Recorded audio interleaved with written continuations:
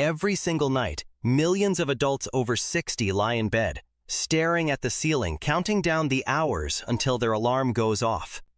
Not because they can't sleep, but because they're afraid to fall asleep, afraid that the moment they drift off, their bladder will yank them back awake, afraid of the cold walk to the bathroom at 2 a.m., afraid of the 3:30 a.m. return trip, afraid of the 5 a.m. defeat when they finally give up and just get out of bed. And here is what nobody, not your primary care doctor, not your friends, not the internet, has ever told you clearly enough.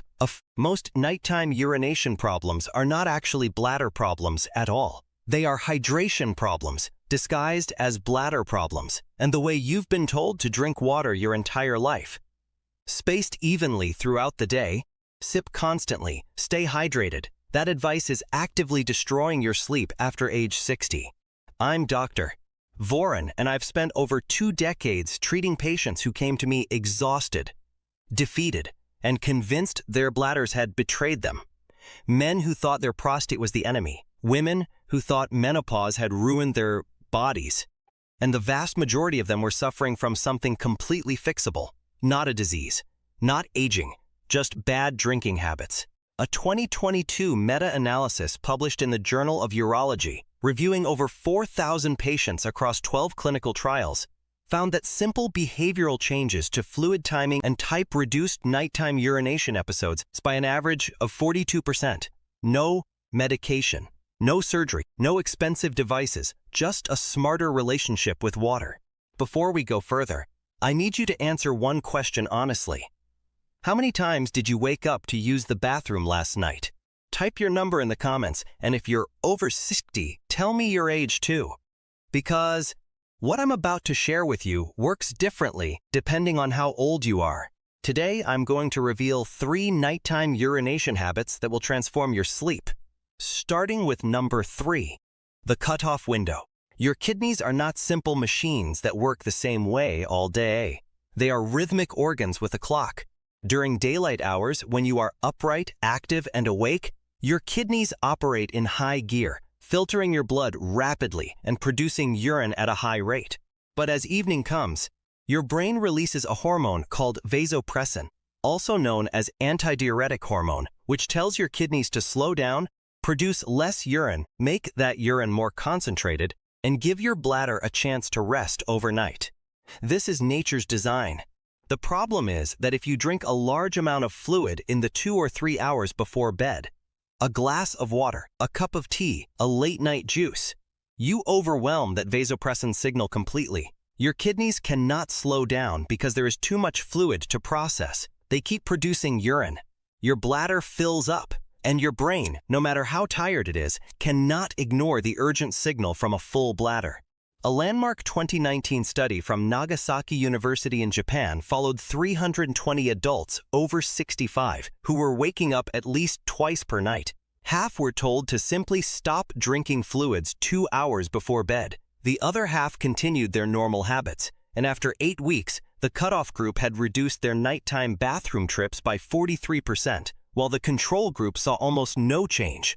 A separate 2021 study from the University of Toronto, published in the Journal of Urology, examined 412 adults with documented nocturia and found that those who implemented a structured fluid cutoff 2 to 3 hours before bedtime reduced their average nighttime voids from 2.8 per night to just 1.6, a 43% improvement, with participants over 70 seeing an even larger benefit because their vasopressin systems were already weaker. Let me tell you about a patient of mine. Let's call her Margaret.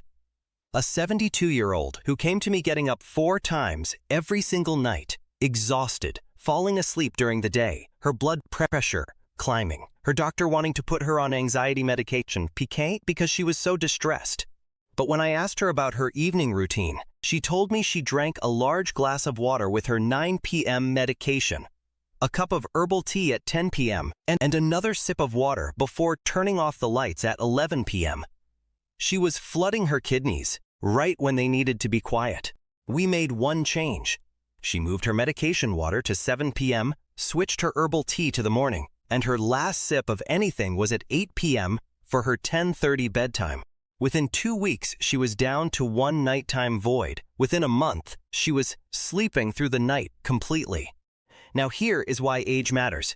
After age 60, vasopressin secretion declines measurably. Research from the University of Amsterdam published in 2017 found that adults over 65 produce up to 30% less vasopressin at night compared to adults in their 30s and 40s, meaning your natural brake is already weaker, and drinking late asks a weaker brake to stop a heavier car. This is not a disease and not your fault.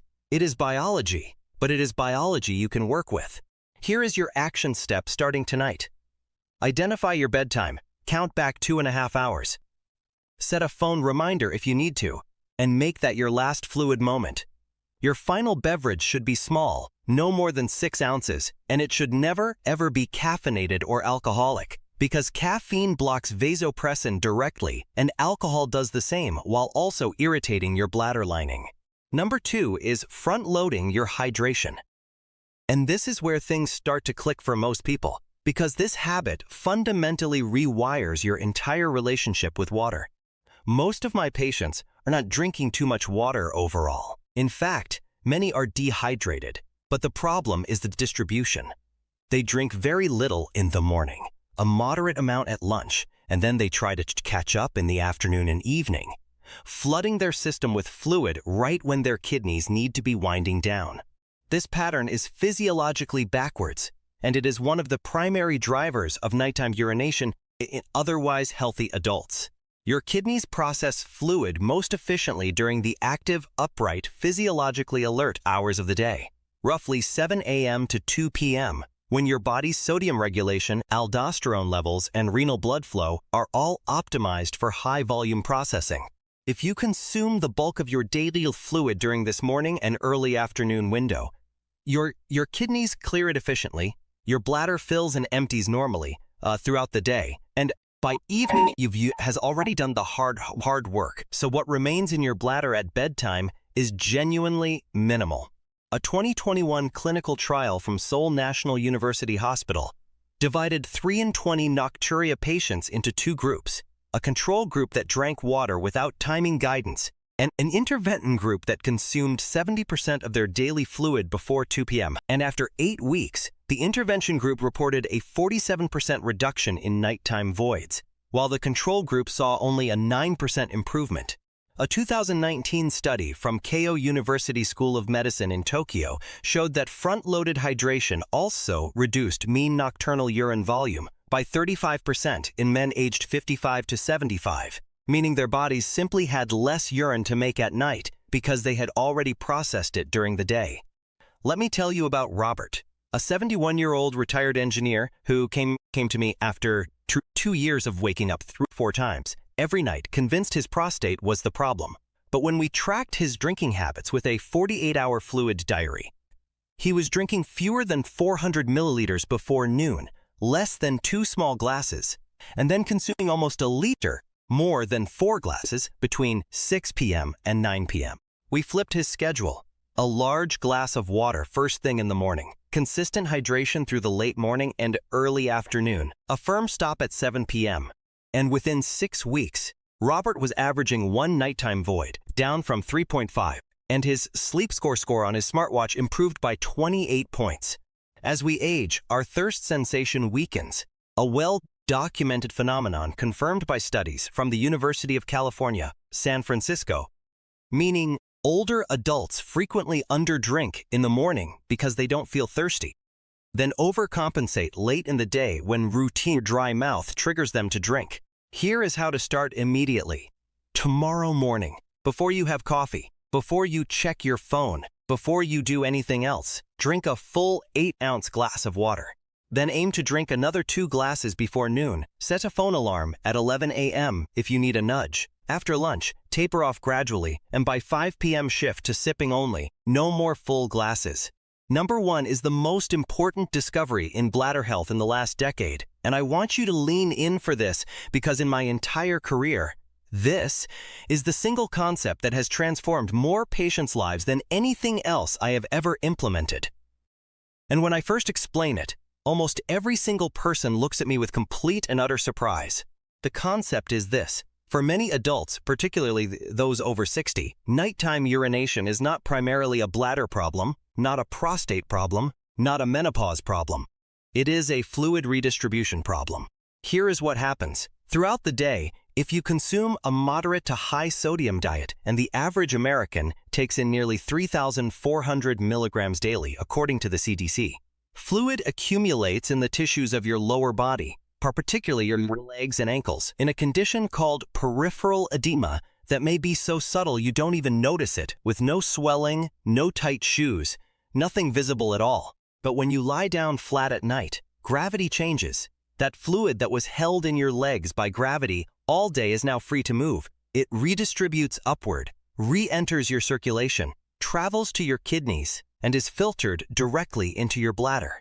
This is why you go to bed with an empty bladder, fall asleep, and then, within 60 to 90 minutes, you are urgently awake, needing the bathroom, with no idea why your bladder filled so fast. A remarkable 2017 study published in the Journal of Urology by researchers at Nagasaki University of Research in 321 participants with moderate to severe nocturia and had them reduce their daily salt intake from an average of 7 grams to just 8 grams. A modest reduction that most people would not even notice in taste, yet that change alone produced a 25% decrease in nighttime voids, with participants going from an average of 3 nightly bathroom trips to 1+7. A follow-up study from the same institution published in 2020 showed that combining salt reduction with afternoon leg elevation produced a combined 52% reduction in nocturnal urinary volume. A staggering outcome for 2 interventions that cost absolutely nothing. Let me tell you about Dorothy, a 76-year-old woman who came to me after 3 years of waking up 4 to 5 times every night. She had tried 2 different medications, pelvic floor therapy, and 3 other specialists, and nothing had given her sustained relief. When she came to me, I ordered a simple 24-hour urine collection and a dietary recall. Her sodium intake was over 4,000 milligrams per day, well above the recommended 2,300, and her nighttime urine output was 68% of her total daily urine volume. A textbook sign of nocturnal polyuria driven by fluid redistribution, meaning her legs were holding fluid all day and her bladder was paying the price all night. We implemented a sodium reduction to under 2,300 milligrams, added an afternoon rest period, with her legs elevated for 30 to 45 minutes, and combined that with the hydration strategies we have already discussed.